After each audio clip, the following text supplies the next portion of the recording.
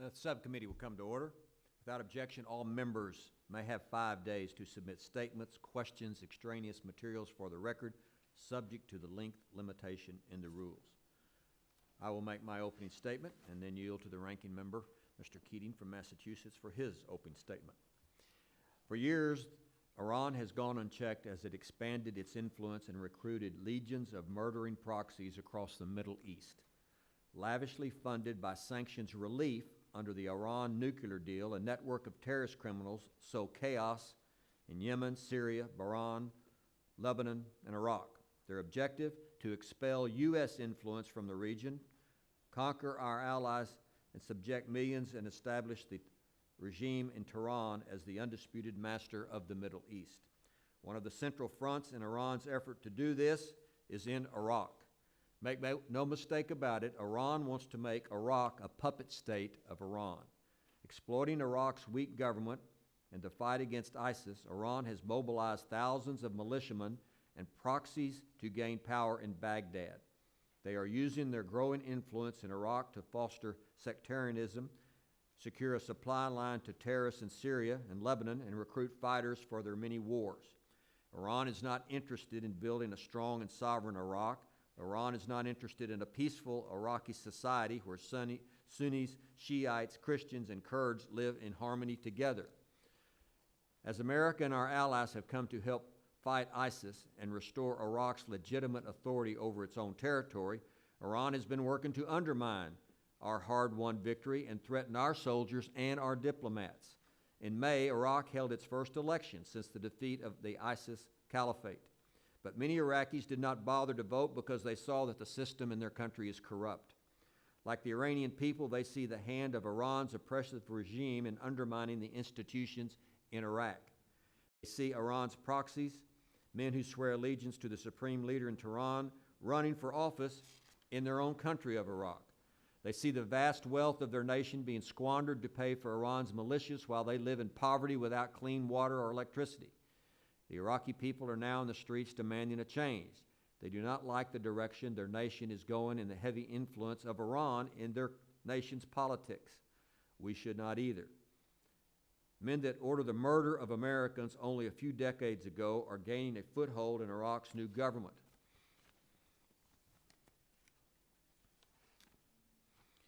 These Iranian-supported terrorists turned politicians regularly threaten Americans and our allies while their militias have committed countless atrocities across Iraq and Syria. For years, they have murdered their own countrymen and have forced thousands from their homes. Meanwhile, our government has sought to appease Iran's proxies in Iraq. Despite the President's clear direction to counter Iran's expansionism across the Middle East, the State Department has shielded these murders from any punishment. They say now's not the time. We could upset the status quo. We are allowing fear to get the better of common sense foreign policy. That's why I've introduced H.R. 4238, the Iran Proxies Terrorist Sanctions Act, introduced it over a year ago. The bill would target two specific Iraqi militias, Asayib Haq and Hezbollah al-Nujabah, commonly referred to as AAH and HNHHN, which is terms that I will use because they're a lot easier to pronounce. These terrorists answer directly to Iran, and they have the blood of Americans, Iraqis, Syrians, and Kurds on their hands.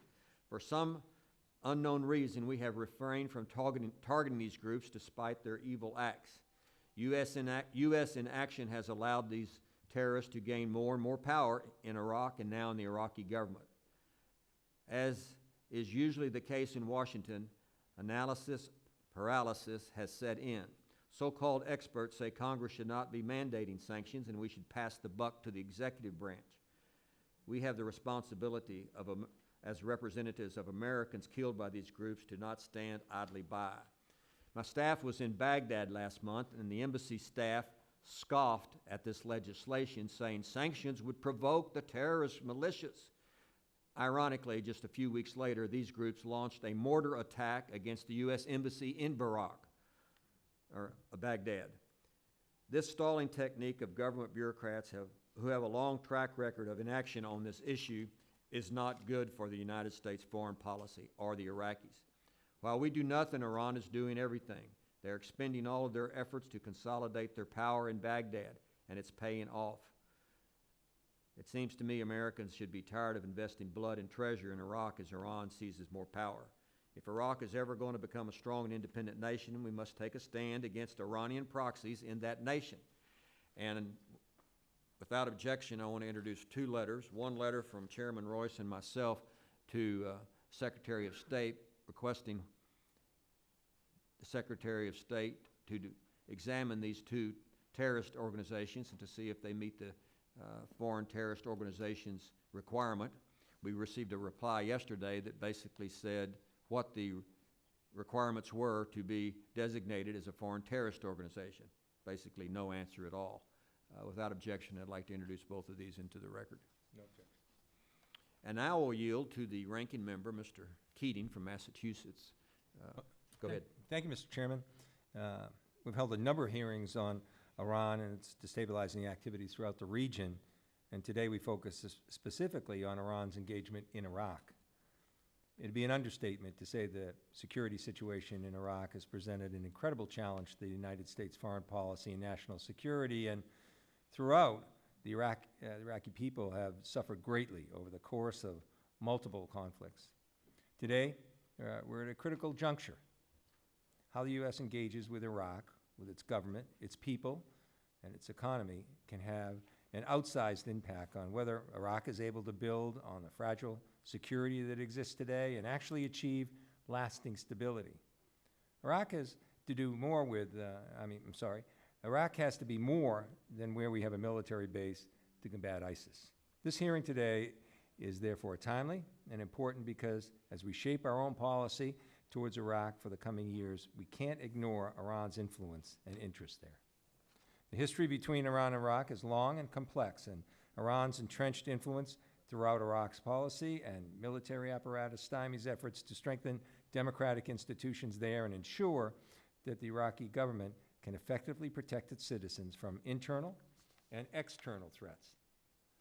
A government must be able to exercise control over the use of force within its borders, and the political parties and representatives in a country must be loyal first and foremost to their country and their people. Iran's control over and ties to political and military groups in Iraq flies in the face of these critical objectives and undermines Iraq's ability to ever be able to fully be independent and secure.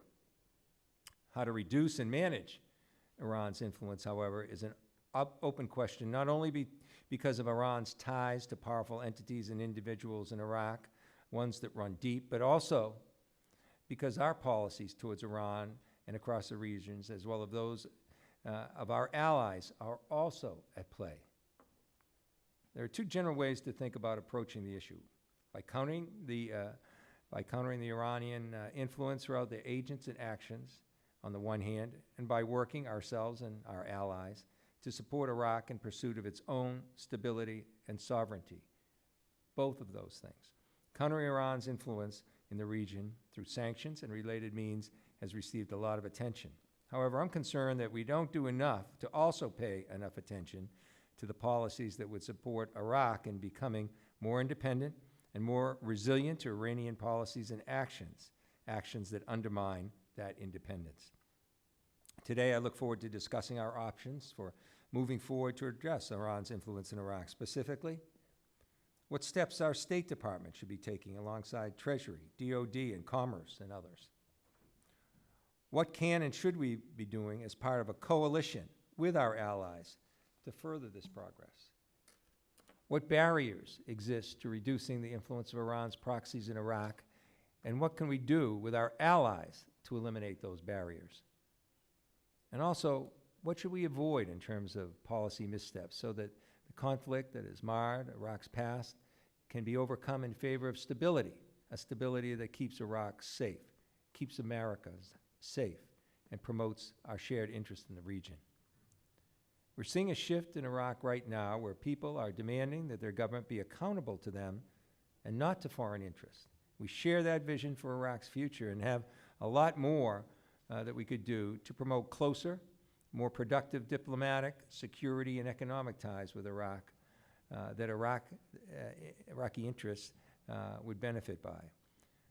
We have this opportunity to break with a history of challenges and conflicts in Iraq, and instead choose how we'll support a different path forward. It's my hope that we'll take this opportunity and use it wisely.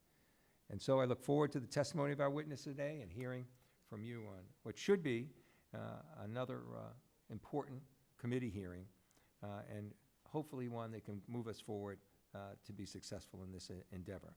Thank you, Mr. Chairman. I yield back. Thank the gentleman. Without objection, all members may have 5 days to submit statements, objections, questions, extraneous materials for the record, subject to the length limitation in the rules. And without objection, all of the witnesses' prepared statements will be made part of this record. And I ask that each witness keep your presentation to no more than 5 minutes. When you see the red light come on in front of you, it's very simple, just stop. Not slow down, just stop. Thank you. Mr. Bennam Telblue is a research fellow at the Foundation for Defense of Democracies, where he specializes in nonproliferation issues and Iran. Dr. Kimberly Kagan is the president of the Institute for the Study of War. She was awarded the Distinguished Public Service Award by Chairman of the Joint Chiefs of Staff, Admiral Mike Mullen, for her service advising U.S. commanders in Iraq and Afghanistan. And Mr. Michael Pregent is a senior fellow at the Hudson Institute. He's a former intelligence officer in the United States Army, serving in Iraq and Afghanistan, including as an embedded advisor to the Iraqi government. And Ambassador Barbara Lief is the Rosenblatt Distinguished Visiting Fellow at the Washington Institute for Near East Policy. Previously, she served as U.S. Ambassador to the United Arab Emirates, as well as other senior positions at the State Department, including as the first director of the Office of Iranian Affairs. Mr. Telblue, we will start with you.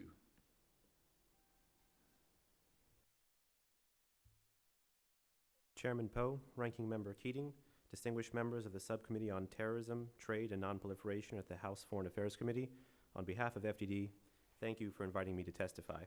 It is a privilege to present my analysis today alongside Dr. Kagan, Mr. Pregent, and Ambassador Lief, all of whose work on Iraq and Iran, as well as their service to our country, I respect and admire. Also, I want to personally thank Judge Ted Poe, who I understand is retiring this year, for his leadership in Congress on the Iran issue. Today I will focus You my thanking me comments... for retiring? Is that what you said? For your leadership, sir, for your leadership. Today, I will focus my comments on Iran's proxy strategy and militias, while highlighting measures like designations to counter Iran's armed agents of influence. Such a move does two important things. One, establishes a predicate for a new Iraq policy beyond the ISIS mission, and two, helps implement the regional component of a more comprehensive Iran policy, which the current administration called for almost 1 year ago. The Islamic Republic's proclivity for using proxies is not only consistent with its ideological goals, but also reflects a cognizance of escalation dynamics and the country's military aptitudes. Iran uses proxies, terror groups, and militias throughout Iraq and the Middle East because they enable the regime to do 5 key things. 1, help mask its hand abroad, aiding in deniability. 2, dampen the prospects for escalation against Iranian territory.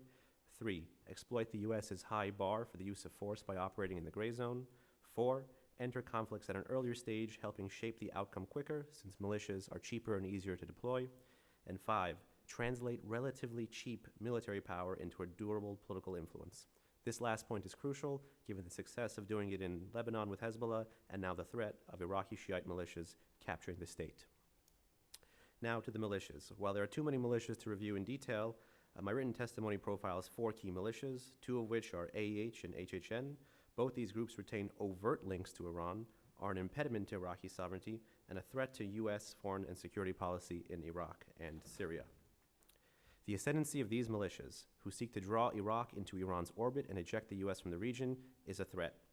3 U.S. presidents have used designations before to disrupt the IRGC's financial support networks, expose its agents and affiliates, and publicly stigmatize them. It is now time to grow that approach in Iraq. It is my recommendation that the U.S. use counterterrorism authorities to designate select Iranian proxies in Iraq that retain close ties to the IRGC. The legal authorities for such a move already exist, as does the evidence, as does the commensurate regional approach towards their patron, Iran. This makes the main issue one of political will. Designating Iran-backed militias at a time when anti-Iranian sentiment is on the rise in Iraq can strengthen the hand of those who want to contest Tehran and Baghdad. A designation can also send a message of deterrence and resolve against those who would side with Tehran over Washington willingly. As a cautionary note, my recommendation for a terrorism designation should be seen as a floor, not ceiling, for U.S. policy. Designations will not do away with the Iranian proxy threat, but they can help the U.S. approach the problem of Iranian expansion and subversion more directly by using all elements of national power. In my written testimony, I offer a survey of authorities, more detailed arguments in favor of designations, counter-arguments, as well as my attempt to rebut those counter-arguments.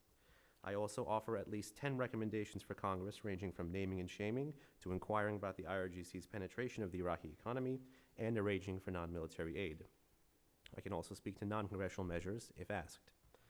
Earlier this month, U.S. Special Representative for Iran, Brian Hook, said, quote, "We don't make a distinction between the Iranian government and these Iranian Shiite militias that are around the Middle East," end quote. Now is the time to operationalize that call. America cannot afford to cede Iraq with its human capital, natural resources, and legacy of more than a decade of American investment in terms of blood and treasure to Iran. To be clear, there are risks to any strategy that involves countering Iran and Iraq. But if the U.S. does nothing, Iran's subversion of Iraq's politics and security is guaranteed. Thank you for your time and attention. I can address the militias more in detail later, but I look forward to your questions. Thank you. Thank you. Dr. Kagan? Chairman Poe, Ranking Member Keating, and distinguished members of the subcommittee, colleagues, thank you for inviting me to testify, and thank you for your expertise provided today. Iraq stands at a crossroads. It held a parliamentary election in May 2018, and as of today, it has not formed a government. The composition and the character of the next government of Iraq will determine whether the U.S. can achieve its long-term goals and objectives, which I outline in my written testimony, through determined U.S. diplomatic engagement, backed by positive and, if needed, coercive instruments of policy. Iranian political proxies are competing with Iraqi figures acceptable to the U.S. and to the Iraqi people for control of the Iraqi government.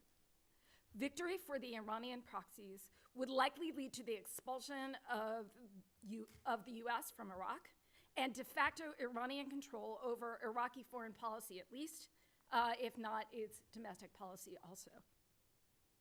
Iraqi political parties are prohibited by law from maintaining armed militias, but many nevertheless do in reality. The most militarily capable of those militias respond to Iran, and in particular to the Islamic Revolutionary Guards Corps Quds Force. These militias have been actively shaping the political environment to influence the government formation process, not just politically, but through the use of force. They have also recently fired rockets toward the U.S. Embassy in Baghdad for the first time since 2014. American interests absolutely require that the future Iraqi government not include the de facto leaders of these militias. The Iraqi government has nominally incorporated some of these militias into the Iraqi security forces, unfortunately. They have acquired ISF, Iraqi Security Force, unit designations, hoping to obfuscate the fact that they remain distinct militia units, responsive to separate chains of command and control. They have nevertheless rebuffed the Prime Minister's recent attempts to declare himself their commander-in-chief as recently as this month. Their true allegiance is to their Iranian masters. These forces will continue to corrode the ISF regardless of who becomes the next Prime Minister. If these forces are permitted to remain effectively outside of the Iraqi Prime Minister's control, or if the next Prime Minister is himself an Iranian proxy. The situation is unacceptable to the U.S., not simply because it will lead to attacks on American personnel and a likely expulsion of American forces, it will also erode the Iraqi security forces' capability in the same way that occurred in 2013, allowing ISIS to seize large swaths of Iraq. The Trump administration has recently begun acting to resist the efforts of Iranian political proxies to capture the Iraqi state. It has begun to use the threat of the imposition of existing American sanctions aimed at Iran against Tehran's agents in Iraq and those who do business with them.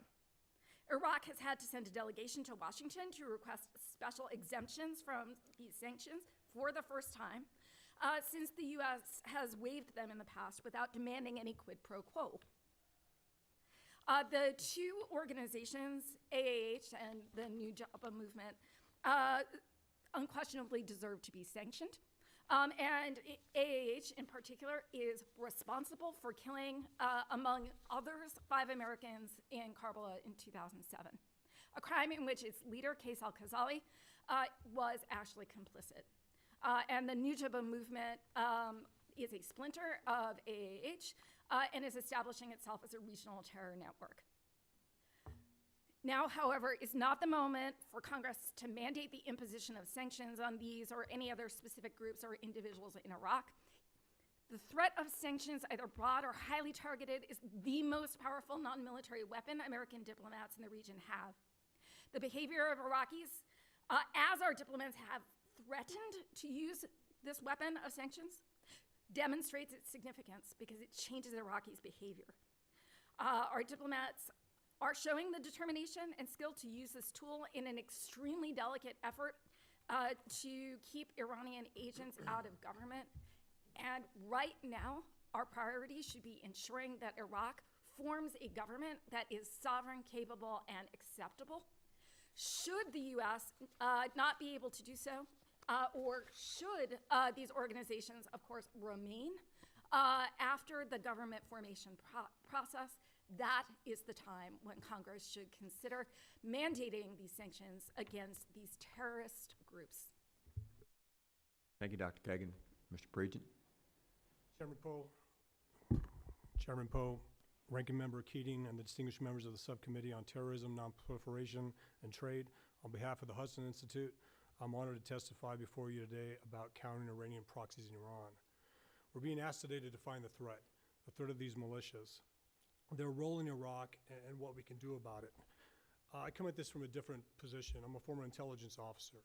And when I was asked to do this by General Petraeus and H.R. McMaster in 2007, my job was to find levels of Iranian influence in the Iraqi government and the Iraqi security and intelligence apparatus.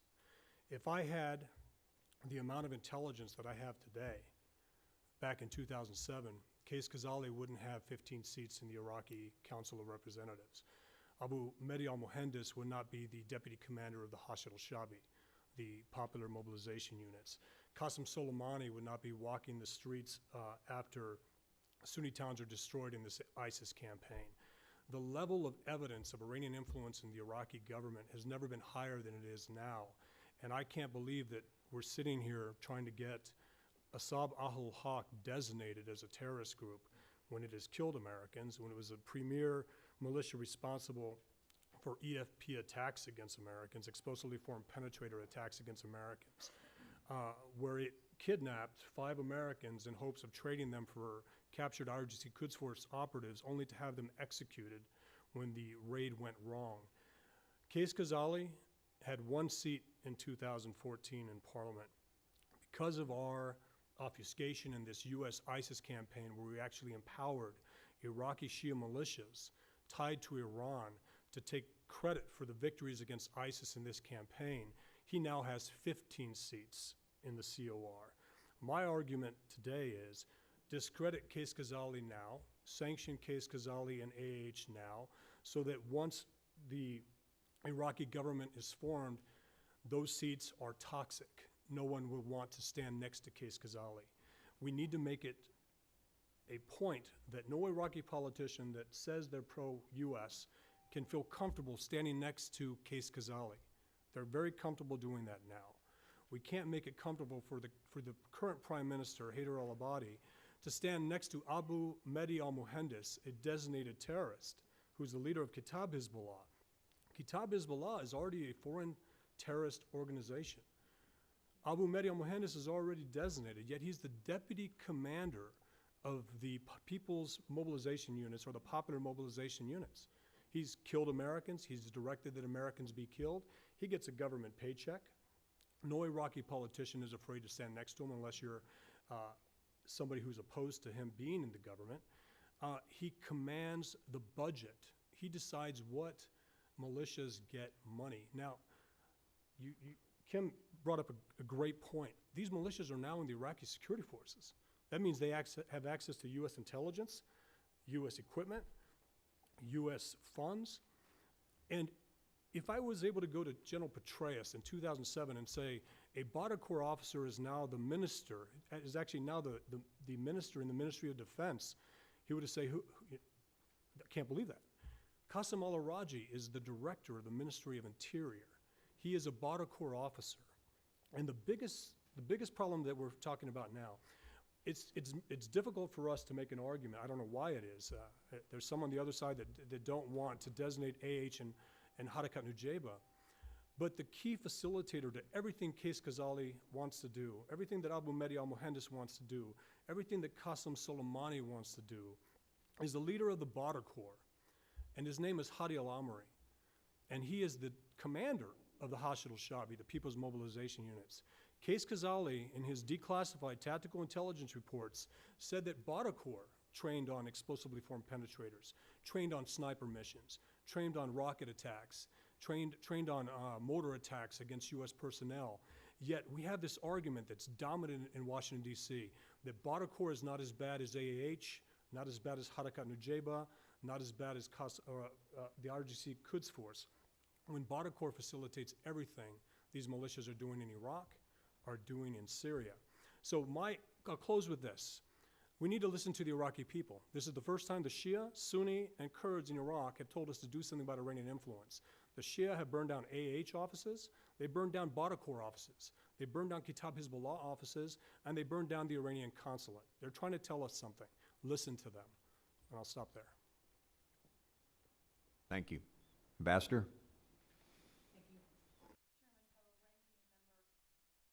Chairman Poe, Ranking Member Keating, and distinguished committee members, on behalf of the Washington Institute, thank you for the opportunity to appear today to offer my perspective on a new variant of an old challenge for the United States in Iraq and some suggestions for how we might proceed in the period ahead. No issue has so confounded U.S. policymakers across 3 administrations as how best to counter the role of Iran and the proxy forces it established on the terrain of its one-time foe. Washington has felt frustrated in its ability to blunt Iran's predatory and destabilizing activities. Certainly, Iran achieved its overriding strategic goal over the last 15 years, ensuring that Iraq could not pose a national security threat to Iran. To that point, Tehran used a varied set of tools: proliferation of well-equipped and trained Shia militias, suborning and intimidating Iraqi politicians, directly intervening to shape a compliant government in Baghdad, gaining economic leverage over Iraq writ large, and infiltrating Iraqi security forces. But much of Iran's earlier success was a product of exploiting 3 factors: the internal weakness of Iraq, U.S. mistakes, and the external environment. Changes wrought in all 3 do not wholly favor Iran today, and they offer material for crafting a refreshed and integrated U.S. approach to Iraq. As the Senate follows action by the House to consider legislation for imposing U.S. sanctions on these 2 Iranian-controlled Iraqi militias, I would urge the administration to do the following, or consider the following. Don't interrupt Iran while it is making mistakes. Tehran is suffering some of its most dramatic setbacks in Iraq since 2003, including violent anti-Iranian protests in Basra recently. A move for comprehensive sanctions on Asab al-Haq and Harakat Hezbollah would give Tehran a welcome chance to change this narrative to an anti-U.S. focus. Designate Harakat Hezbollah first as a warning shot. There's less prospect for blowback. The militia does not take part in the political process, and its leader was previously designated. Issue Asab al-Haq sanctions at the right moment, and on its leader first. Quietly signal to Iraqi interlocutors that Asab al-Haq leader Qais Khazali and the group will be designated eventually, but hold off for now during delicate government formation. Don't crowd all the Shia factions to close ranks around Asab al-Haq. Iraqi leaders appear readier to swallow sanctions on Qais than on the group writ large.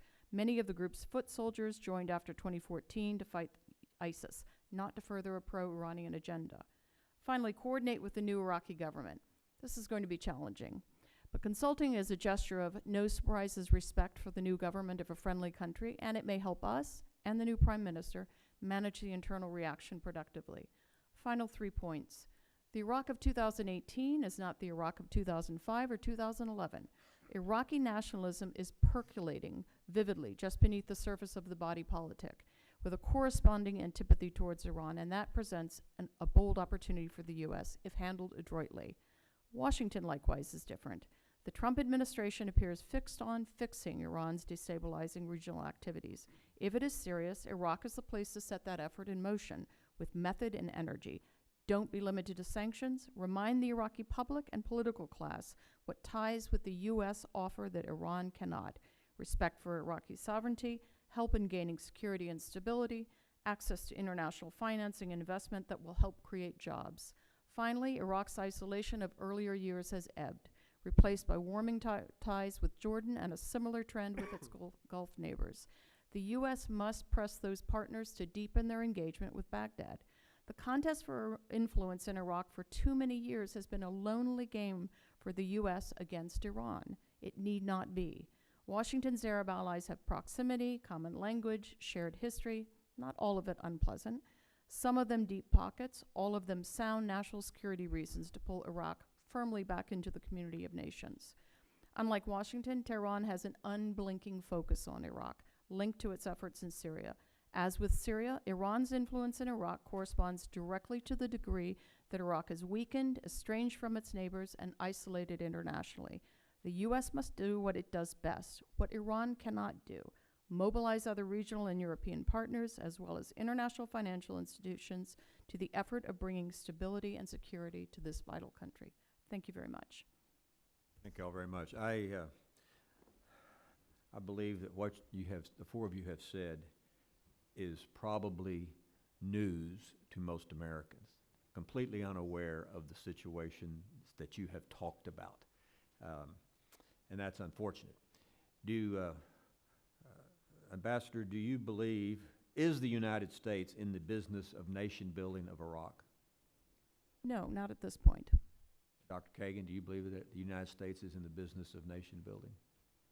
No, I do not. I believe the United States is in the business of helping Iraq secure itself, helping to keep Iraq sovereign, and helping Iraq to stabilize after ISIS Okay, take it Dr. over. Pregent, I could tell you wanted to answer that question. I skipped you real quick. I would say the United States, unfortunately, has been in the role of obfuscating the role of Iran.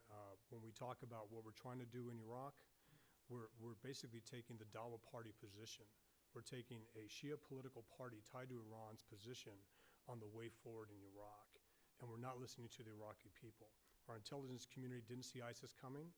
We didn't see Iran's creeping influence because of the intelligence gaps that we had based on the level of engagement with Iraqis. We're talking to the Dawa party, and we're talking to Iraqi generals.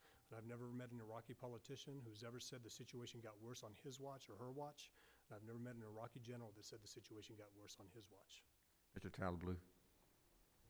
No, I don't believe that the U.S. policy is nation building, but I do believe that the U.S. does want to disabuse itself of Iraq entirely. And the reason I say that is the reason we're having a hearing about do these entities or do Iran's proxies in Iraq warrant designation in 2018 and not in 2007 or 2017 or 16 is because Washington simply seems to be pivoting away from pivoting away from Iraq and the Middle East at a time when Iran is looking to escalate and entrench itself in the Middle East. Do you think that we should, Congress should take up and consider legislation to designate AAH and HHN as terrorist organizations? I mean, my initial wish was that the administration, multiple administrations which had the legal authority to do so would have done it earlier. So it's never too late to correct a mistake, in my view. Dr. Kagan. I would like the administration to take up designations to enforce sanctions that are possible through existing designations on terrorist groups. And depending on the outcome of government formation, then Congress should take up the legislation. Pastor Lief. Mr. Chairman, I think the administration has a number of things already in its toolkit. This is one of them that you might... Did Congress take it up? That's my question. Well, I'm not really supposed to offer an opinion on that from my standpoint, but if you do, there's legal justification, absolutely. And I can tell you I was on the receiving end of a lot of Iranian resourcing and outfitting of these militias in 2010 to 2011. I know very well, and many people knew very well then, the extent to which Iran was proliferating the field with destabilizing elements. I would like to see those tools used appropriately at the right time. Regent? I think we should definitely designate AH and Harakat Nujaba now to prohibit them from gaining more influence in the Iraqi government. Realistically, let me reclaim my time. Realistically, if Congress did this today, it would be a year before that would ever It actually wouldn't take matter. place. Case Ghazali would hear it, and Case Ghazali would be affected by it. All right, let me ask you this, and it's based on your testimony. So, does the United States give the Iraqi government money, hard cash? Yes. And you have testified that the Minister of Defense of Iraq is one of these bad guys. Minister of Interior, Qasem al-Araji, was detained twice by U.S. forces for providing... Interior, not the defense. Interior, sir, but Interior controls the federal police, all these militias have And access... has access to U.S. intelligence. Yes, has access to U.S. So intelligence. we're paying money to the Iraqi government, and this individual gets part of that money, obviously, or his agency does, and this organization, these two organizations, have committed terrorist acts against Americans, and they have access to U.S. intelligence in Iraq. Yes, so they have... Is that right? It is. That's the glaring truth to all of this, is that... Why do we do that? Because Qasem... Because you hear key language if you listen to it. Former terrorist, now a politician. Case Ghazali is not a former terrorist. He's still a terrorist and a politician. Qasem al-Araji is not a former member of There's Badr no such thing as a He's former a current politician. member of Badr Corps, and he's the minister, he's the director of the Ministry of Interior. And you can't make those arguments. You can't, you see General Votel sitting across from Qasem al-Araji, a man detained twice for providing lethal aid to AAH to kill Americans, directed by Qasem Soleimani of the Islamic Revolutionary Guard Corps, sitting next to an American general telling him, no, I'm not giving funds, equipment, or training to any Shia militias. And then you find U.S. M1 Abrams tanks, not battlefield captures, but tanks that were given to them by Iraq's security forces to be used against Kurdish allies in the Kirkuk offensive. This isn't a political statement. This is just simply a statement of fact. Kitab Hezbollah, Badr Corps, and AH have bragged about being able to use American equipment, from night vision goggles to advanced small arms weapons And tanks. to M1 Abrams tanks. And this is a violation of This Leahy befuddles law. me. This is a I have violation to of the Magnitsky Act. reclaim my Yes, sir. time so Roger. that I'll Mr. stop. Keating here wants to ask a lot of questions, and I'm gonna let him. Just quickly, if you could, yes or no, Mr. Pregent, is our level of intelligence sufficient now in Iraq? It is not. You made a statement that it's much improved. It is not, sir, unfortunately. At June 9th, 2009, we had a campaign called Out of the Cities, where we brought everybody back to major bases. Our intelligence footprint went black. We didn't know what was going on in Iraq. Our intelligence now is highly classified signals intelligence and has highly classified human intelligence. The signals intelligence is basically a PR platform where Iraqi politicians can get on a cell phone and say very positive things about how they're not involved in sectarian acts or targeting of Americans or targeting of Iraqis. And the human reports are basically Brett McGurk going and talking to Iraqi politicians, and you have senior American official meets with Iraqi official, says that everything is okay. Okay, if I could, our time is so limited. Sure. Ambassador Lief, I agree with a lot of your recommendations that you brought forward. I'm concerned too that, we were mostly one-dimensional on military emphasis. Now we're getting very sanction-centered, perhaps in our alternatives. And one of my concerns has always been the lack of contingencies and other alternatives. And because as we go down this road, the more roads we have to influence things, the better off. And I think it has to be much more dynamic than it's been. So can you talk to us a little bit about what the State Department, the USAID, Commerce Department, the kind of things that you think they should be doing? Because this is we're all in agreement on this.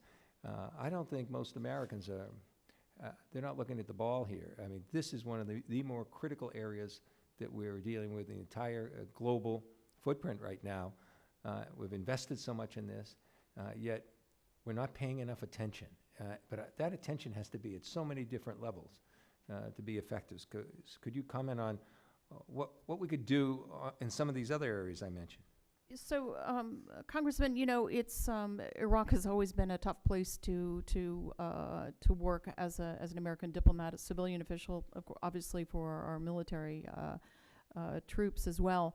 And much of that was not only the violence that blew up in terms of Sunni violence and insurgency early on, but this proliferation of Iranian-backed militias made the operating environment for us extraordinarily difficult. And as I said earlier, when I was in Basra 10 years ago, I had to go around with Humvees and MemRaps, and nonetheless I got out and about, and I met with governors and politicians and generals and normal Basrawis, as they call themselves.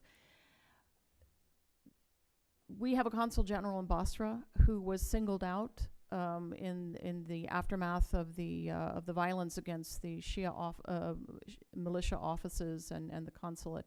He was singled out as this great agent that was wreaking havoc against Iranian interests, really, in that area. That goes to the point that our diplomats are actually out in the terrain, meeting all the time and doing what we do around the world, which is cultural and educational work, helping draw investment and business folks to a very difficult country. It was no accident that there was a shot taken against the consulate, shot taken against... I hate to sorry, interrupt it. I'm very sorry. I just want to get a sense Yes. of, one of the puzzles I have at the end is this, that we've talked about this increased nationalism in Iraq now, but can they get beyond their own divisions? Shia, Sunni, Kurds. We want, them to be able to be stable and secure.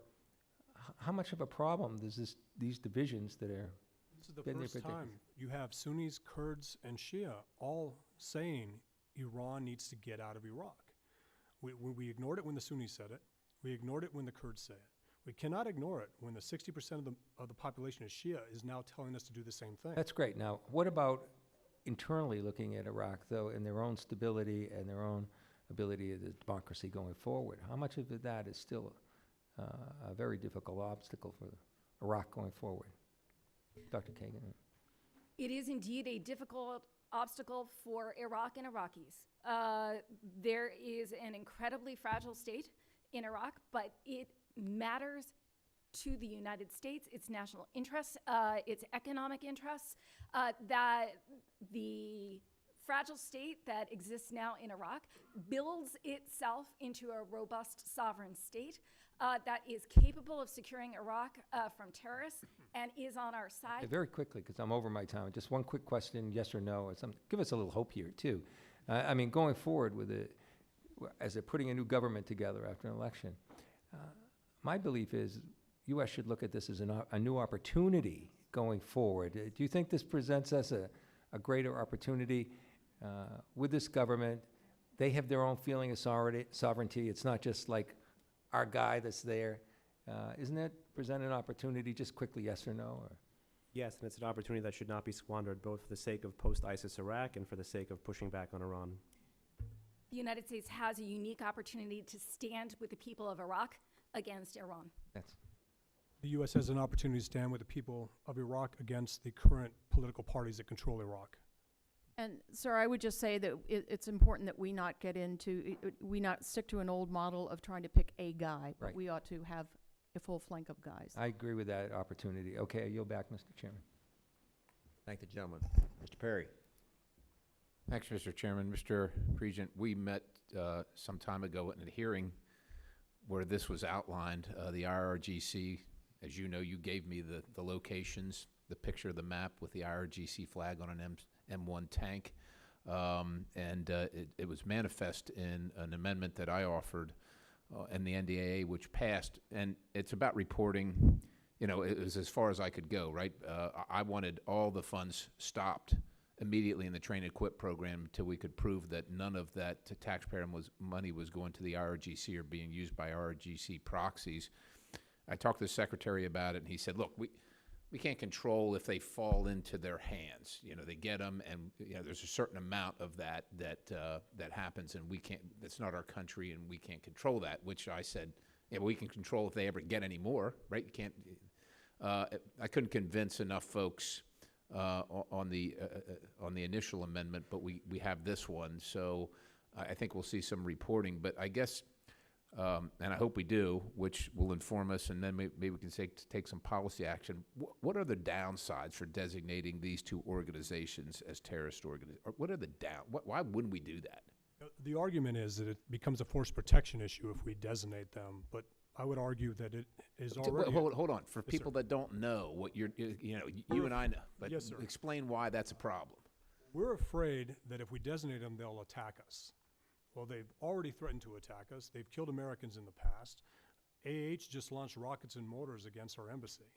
They're actually being blamed for killing Iraqi protesters in Basra, to include prominent female protesters, in the last 24 hours. So they're already doing that. Harakat Nujaba is the one terrorist organization that we've actually used U.S. airstrikes to decimate in Syria because they encroached on the U.S. training mission in Al-Tanf. AH and KH surrounded an American base after President Trump authorized cruise missile attacks. They're already threatening us. They're already willing to attack us. Not only do we need to designate them, we can attack them now for a force protection issue, but we should actually change the AUMF as well to allow the targeting of designated terrorist organizations. We're okay killing Sunni terrorist groups. We need to be able to do the same with Shia ones that threaten U.S. forces. I've got an AUMF that does exactly that, but I can't seem to get much traction on that as well from either side. What is the downside? I mean, if we don't designate, they're out there. We know they're out there. They're using our stuff. They're attacking us. They're threatening to use it against us and attack us. If we ignore them, what's the potential? So Case Ghazali is so afraid of designation that he sought to hire a lobbying group in D.C. to keep Congress from designating his terrorist group. Do you? So here's the argument. Here's the biggest thing. Here's the strategy. If we don't designate Case Ghazali, then the argument a month or 2 months from now when government is formed is that we can't go after somebody who has 15 seats in Congress.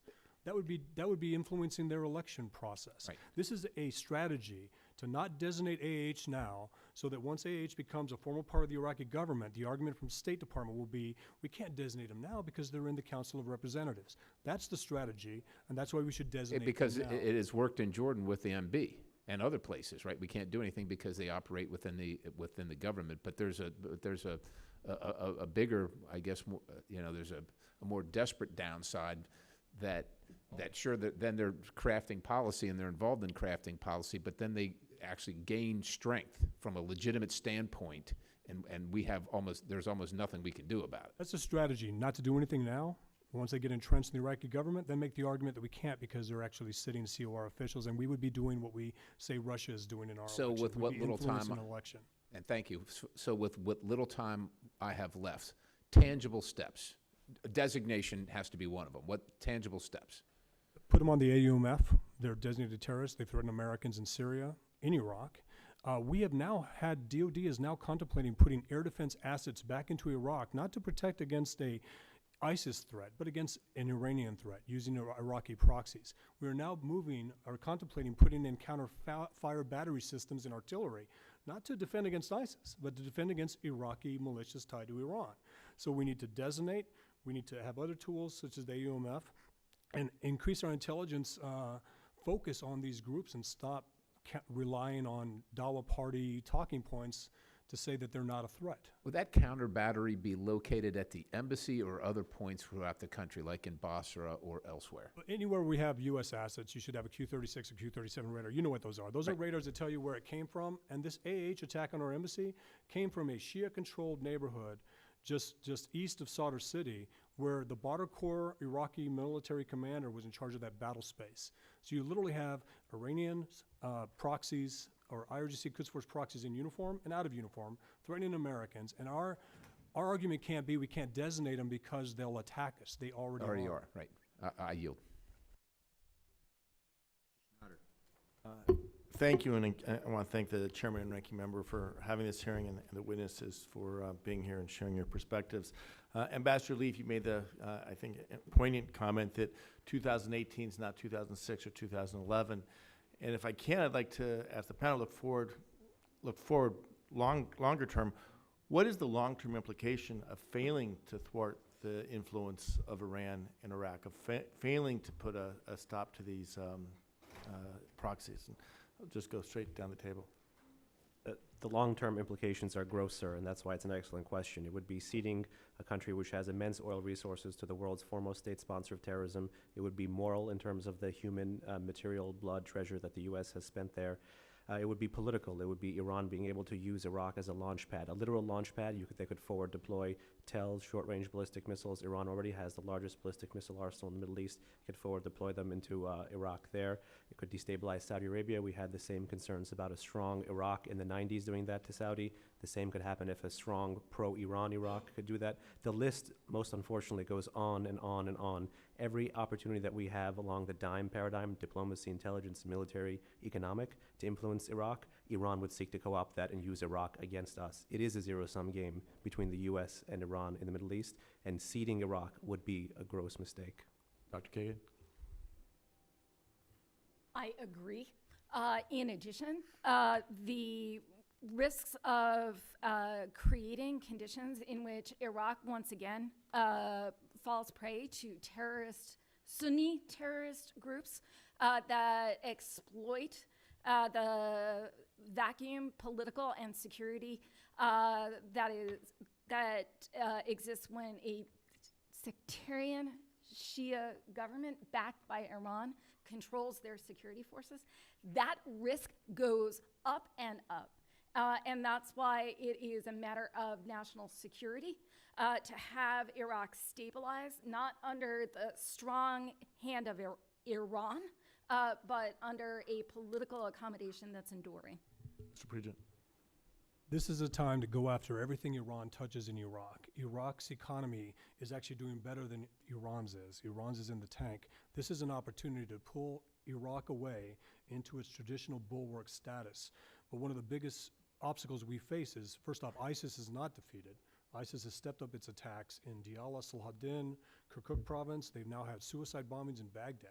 So ISIS isn't defeated, and the Shia militias are actually okay with that, because they use the argument that because ISIS is still around, that they can continue to punish Sunni communities, Kurdish communities, and Shia nationalist communities. We have to bring Iraq back into its traditional stance. An independent sovereign country.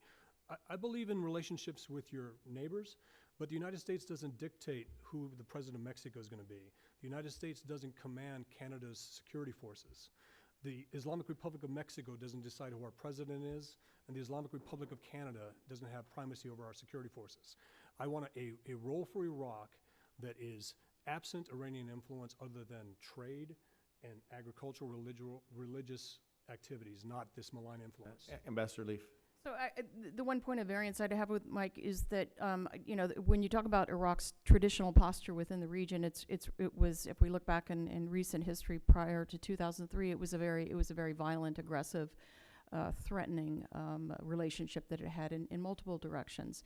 So I agree with all my fellow panelists. This is a key point to influence the shape of things to come, but I do believe strongly that we have to step nimbly within sometimes the minefields, metaphorically, of Iraq's own domestic politics.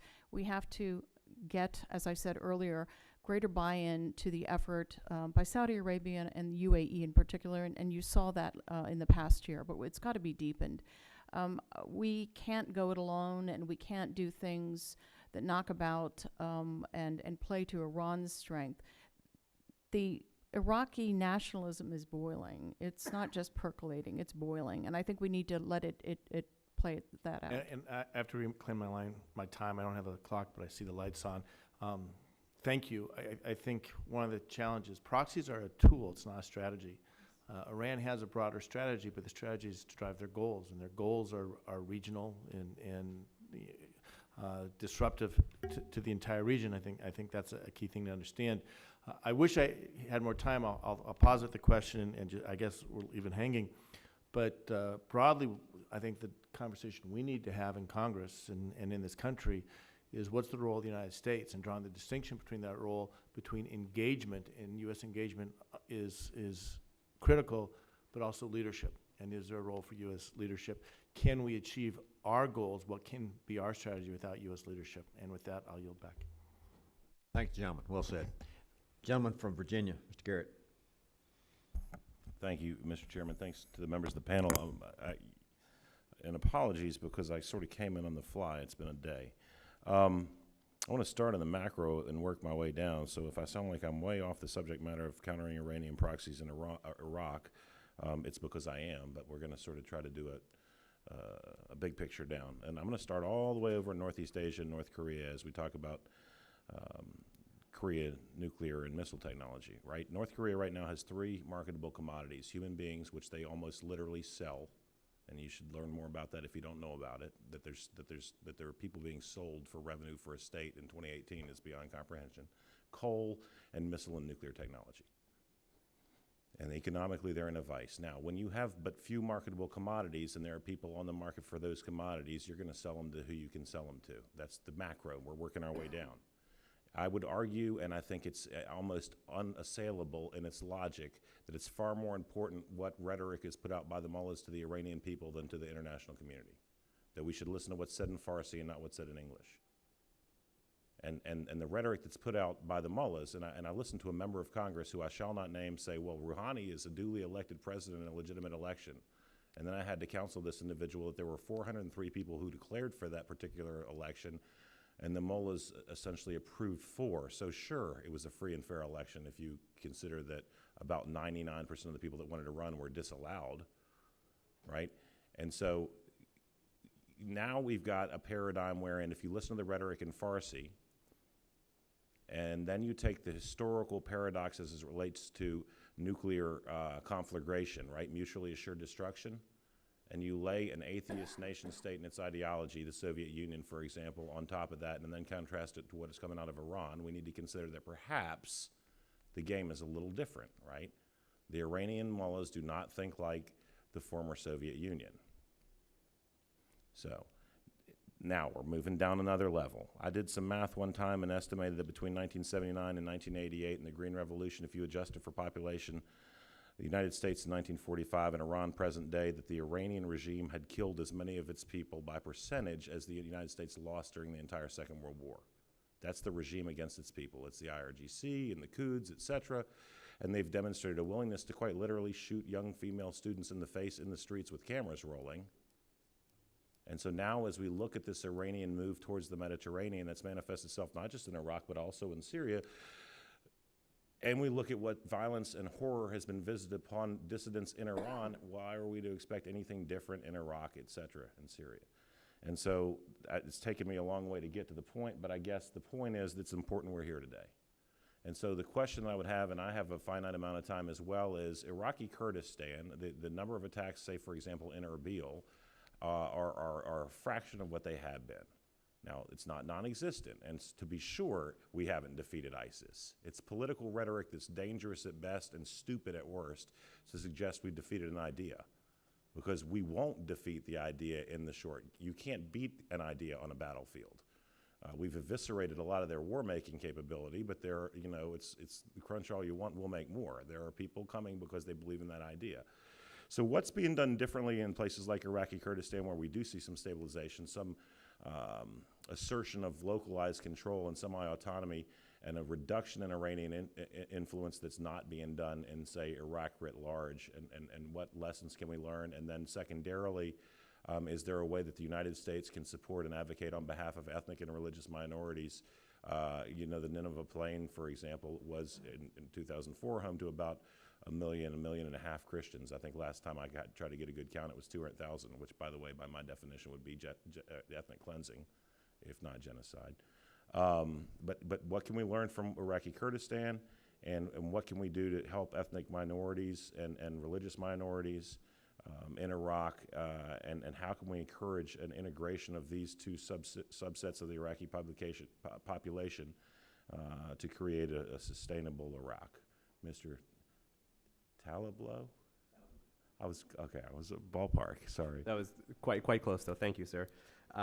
Just based on the predicate you laid there with the North Korean-Iranian relationship and Iraq first, it's very important to point out that some of Iran's most important medium-range ballistic missile systems do come from North Korea. It was actually the Iran-Iraq war that spurred Iran towards Pyongyang to procure those systems. The Shahab 2 and 3, the Shahab 3, and the Khorramshahr are all based on liquid-fueled North Korean design. So that is important to note for the record. All of them can carry a nuclear payload. Based on your question to the Kurds, I mean, the first kind of non-empirical thing to learn is hope and determination. You know, the U.S. has more than just capabilities on its side. It has resolve. It needs to win the balance of resolve against Iran. So when you have ethnic minorities, as well as the rest of the majority in the country, resolute against Iran, you have an Iraq that you're able to use as part of your regional strategy against Iran, and B, to support itself. So the quest for sovereignty and resolve is something I would take from the experience of Iraqi Kurds. And is there a sort of a stratification as it relates to Iraq? You got Kurds and Shia and Sunni. In the Sunni, is there a discernible lack of interest in sort of nationalist cooperation? I'll let you finish and go from there. No, I think Sunnis do want to be part of the political process, and when they're excluded from the political process, and when they're downtrodden and dispossessed and squeezed into a corner, when you have Shiites finally take power, is when you get things like ISIS. Everyone in Iraq deserves a choice that's much better than Qasem Soleimani or ISIS. That brings me to an opportunity that I think we now have in Iraq to support and sustain population in the second largest city in Iraq, Basra, which is contested among different Shia political parties. There's a humanitarian disaster in Basra right now. Its water is non-potable. Latest reports that I have received are that 95,000 humans have been hospitalized in Basra as a result of the undrinkable water. These are the angry people who are protesting the government elites that are trying to form a corrupt government. This is the political milieu in which people are asking not for militia safety, but actual government institutions that are responsive. The United States should stand with the people of Basra. It should ensure that the United States and its allies are providing humanitarian aid to the people of Basra, not the Shia militia groups, not the Iranian-backed elements.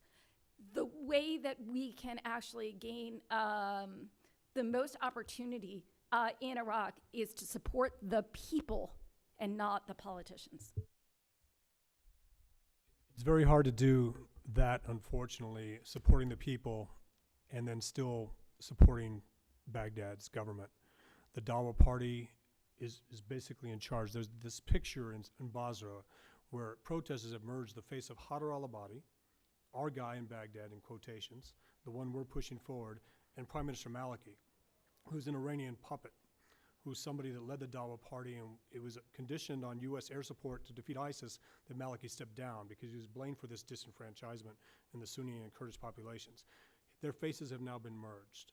There is no party that's not tied to Iran, unfortunately. Even the moderate parties, Hikma Party, Sarayun, Dawa, there's Dawa Tanzim and then there's Dawa, still want the U.S. to exit Iraq, and that is an Iranian strategic goal, is to get the U.S. out. The best answer for all three groups, you have disenfranchisement in the Sunni population, the Kurdish population, and the Shia population. They're all asking us to do something about Iran. This is the first time that's happened, and it's a great opportunity for the United States to listen to the people by not supporting the current structure in Iraq. And I don't know how we do that when there's no other parties that are allowed to form and to build consensus.